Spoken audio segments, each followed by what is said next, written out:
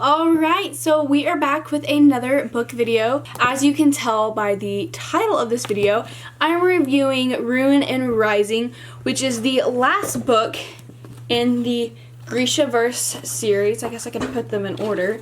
So I have officially finished all of these books. I do have a book review for Shadow and Bone. I have another one for Siege and Storm, and then I finished Ruin and Rising last night. So if you haven't watched the first two book reviews, go watch them so we're completely caught up. You know exactly how I'm feeling about these books, and then let's get right into this. So I do have a couple clips that I want to insert from me reading this last night, because I did finish it last night and I recorded some of my reactions, because if you guys have watched the first two, my feelings about these books are just they're just to me.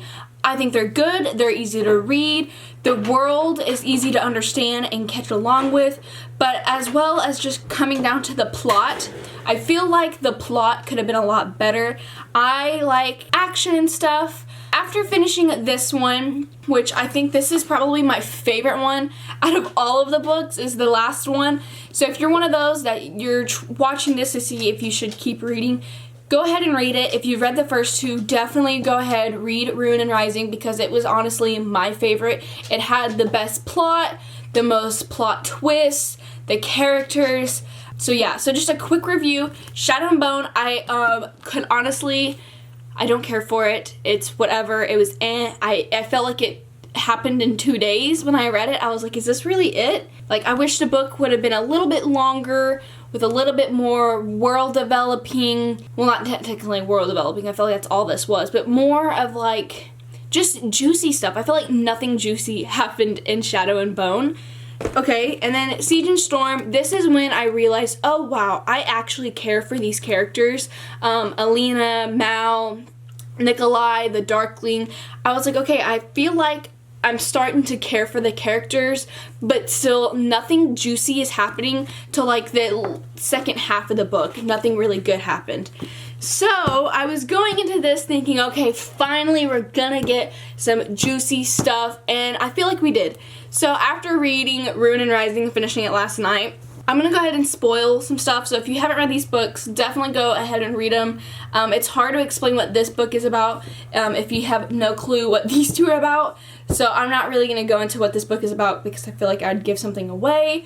So we're just going straight into spoiling.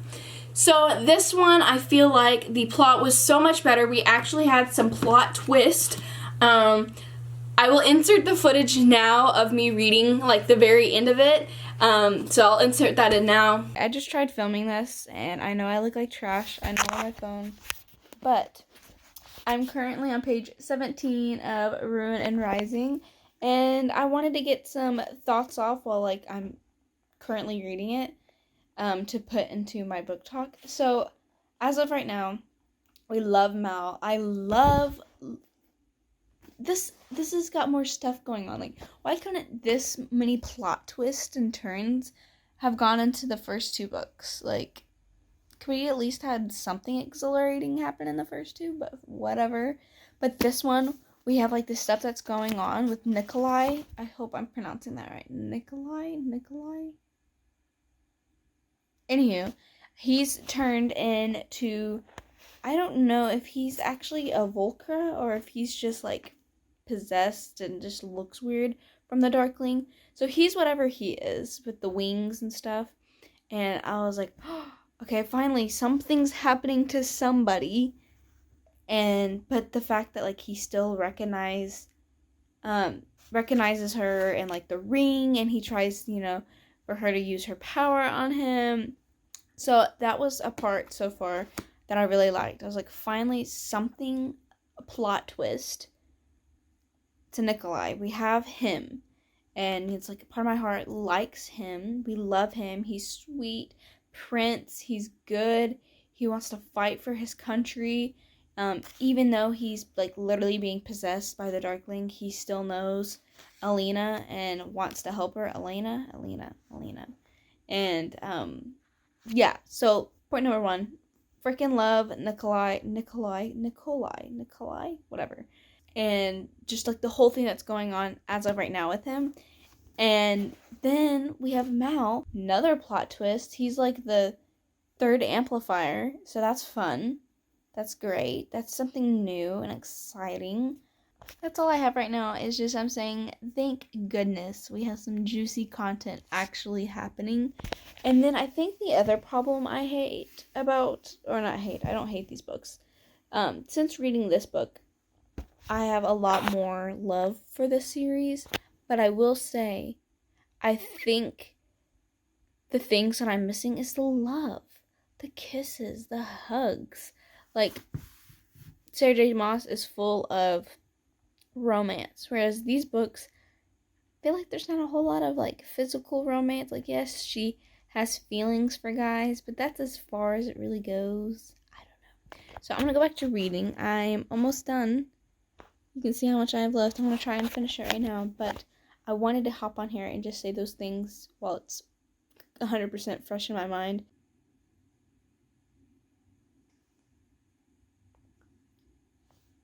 No.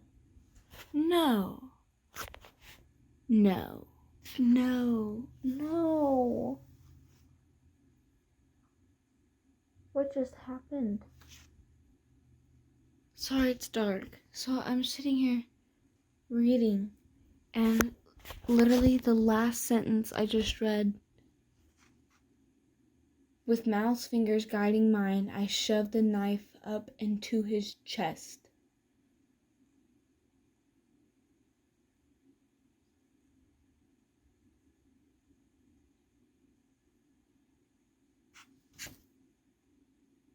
I'm sorry, but what? Okay, update. Chapter 18 now. The last sentence I just read.